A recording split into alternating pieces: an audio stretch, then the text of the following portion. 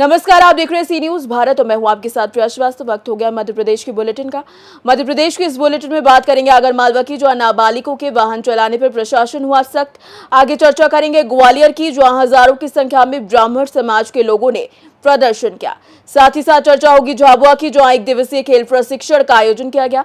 ऐसी तमाम खबरों पर डालेंगे नजर इस बुलेटिन में। खबर आगर मालवा से, जहां नगर में ज्यादातर नाबालिग छात्र वाहन के माध्यम से स्कूल आना जाना करते हैं, जिसको लेकर यातायात पुलिस के द्वारा कई बार एडवाइजरी जारी करते हुए अभिभावकों से अपील की गई कि अपने नाबालिग बच्चों को वाहन ना दें, वरना कार्यवाही की जाएगी। लेकिन अभिभावक अपनी जिम्मेदारियों से भागते नजर आते हैं। वो अपने नाबालिग बच्चों को वाहन दे देते हैं, जिससे दुर्घटनाएं आए दिन बढ़ती रहती हैं। इसी को लेकर यातायात पुलिस सूबेदार जगदीश यादव सहित यातायात पुलिस स्टाफ के द्वारा मास्टर कॉलोनी में चेकिंग पॉइंट लगाकर स्कूल आने जाने वाले नाबालिग चालकों को रोका गया। उनके अभिभावकों से बात की गई, उनको दोबारा वाहन न देने की हिदायत भी दी गई। वहीं यातायात पुलिस द्वारा 5 नाबालिग चालकों के विरुद्ध कार्यवाही करते हुए तकरीबन 2200 का समन शुल्क वसूला गया। आगर मालवा से सी न्यूज संवाददाता अर्श अहमद कुरैशी की रिपोर्ट। खबर ग्वालियर से, जहां कलेक्ट्रेट पर हजारों की संख्या में ब्राह्मण समाज के लोगों ने बड़ा प्रदर्शन किया। ये प्रदर्शन जिले की डबरा तहसील के झांसी रोड चौराहे पर परशुराम चौक बनाने को लेकर किया गया। समाज के लोगों ने इस दौरान पूर्व मंत्री इमरती देवी, जिले के प्रभारी मंत्री तुलसी सिलावट के साथ केंद्रीय मंत्री ज्योतिरादित्य सिंधिया मुर्दाबाद के नारे लगाए। वहीं कलेक्ट्रेट से अपने बंगले की ओर जा रहे सिंधिया समर्थक ऊर्जा मंत्री प्रद्युम्न सिंह तोमर के काफिले को भी रोकना पड़ा और प्रदर्शन को देखते हुए पीछे के रास्ते से उन्हें निकालना पड़ा। समाज के नेताओं ने कलेक्टर के नाम ज्ञापन सौंपकर आगामी 7 दिन में परशुराम चौक निर्माण कार्य को फिर से शुरू होने और सड़क पर उतरकर उग्र प्रदर्शन करने की चेतावनी दी है। मांग सिर्फ एक ही है, जब भगवान डबरा में परशुराम चौक बन रहा है, फरसा लग रहा है, तो उसमें रोक क्यों लगाई गई? प्रशासन जवाब दे भाई, क्या कारण है, ऐसा क्या कारण है जो रोका गया है? भाई नगर पालिका की मंजूरी है, सब है। अगर कोई राजनीति कर रहा है तो ब्राह्मण समाज के साथ में क्यों राजनीति? ये ज्ञापन दिया 7 दिन में अगर हमारे इसका मांग का निराकरण नहीं होता है तो ब्राह्मण समाज उग्र आंदोलन करने में मजबूर होगा। किस तरह की आपकी मांगे रही हैं? आपने ज्ञापन दिया है। अभी भाई आलोक ने तमाम बातों पर प्रकाश डाला। आज हमारा दुख और दर्द केवल एक है कि केवल ये ब्राह्मण समाज वह समाज है जो पूरे विश्व के कल्याण की कामना करता है। इस समाज ने आज तक कभी किसी का विरोध नहीं किया। ब्राह्मण समाज हमेशा हर एक के कल्याण के लिए आगे बढ़ के आता है। लेकिन पता नहीं ऐसे कौन से वे दुष्ट लोग हैं, पता नहीं ऐसे कौन से लोग हैं, कौन से राजनीतिक लोग हैं, कौन से प्रशासन के लोग हैं, कौन लोग कहाँ बैठे हुए हैं, जिन लोगों ने होते हुए काम को रुकवाने का प्रयास किया। वो भूल जाएं, ब्राह्मण समाज का कार्य जब प्रारंभ होता है तो वो बंद नहीं होता। अभी हमारी सहजता, सरलता और हमारे वक्तव्य का वह नाजायज फायदा ना उठाएं, हमारे धैर्य की परीक्षा न लें। ब्राह्मण समाज जब अपना धैर्य त्याग देगा तो आताल पाताल एक कर देगा। हम किसी से डरने वाले नहीं हैं, किसी के आगे झुकने वाले नहीं हैं। ब्राह्मण ब्राह्मण है और ब्राह्मण रहेगा और अपनी बात को मनवा कर रहेगा। ग्वालियर से सी न्यूज संवाददाता शिवम चौहान की रिपोर्ट।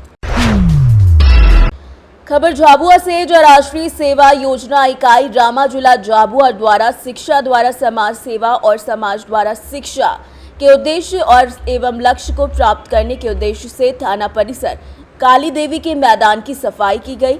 अलग अलग फलियों एवं गांवों में पधारी ग्रामीणों के साथ विभिन्न खेल गतिविधियों के माध्यम से सामाजिक समरसता, मेलजोल और आदिवासी संस्कृति जैसे आदिवासी गरबा, मेढ़ा एवं तीर कमाटी आदि को नई पीढ़ी तक पहुंचाने के लिए 1 दिवसीय खेल प्रशिक्षण का आयोजन किया गया, जिसके अंतर्गत कबड्डी, मटकी फोड़, रस्सा खींच, बांधा दौड़ आदि कई खेल स्वयंसेवकों को खिलवाए गए। बहुत ही उत्साह और आनंद के साथ विद्यार्थियों और ग्रामीणों ने भाग लिया। खेल गतिविधियों के संचालन में लक्की पारगी जी, दिनेश जी और उनकी टीम द्वारा सहयोग किया गया। मुख्य अतिथि सामाजिक कार्यकर्ता पद्मश्री महेश शर्मा, शिवगंगा झाबुआ और विशेष अतिथि दिनेश शर्मा, टीआई थाना काली देवी रहे। कार्यक्रम का संचालन राजेश जायसवाल, कार्यक्रम अधिकारी RSO रामा जिला झाबुआ ने किया। झाबुआ से सी न्यूज संवाददाता मनीष कुमट की रिपोर्ट।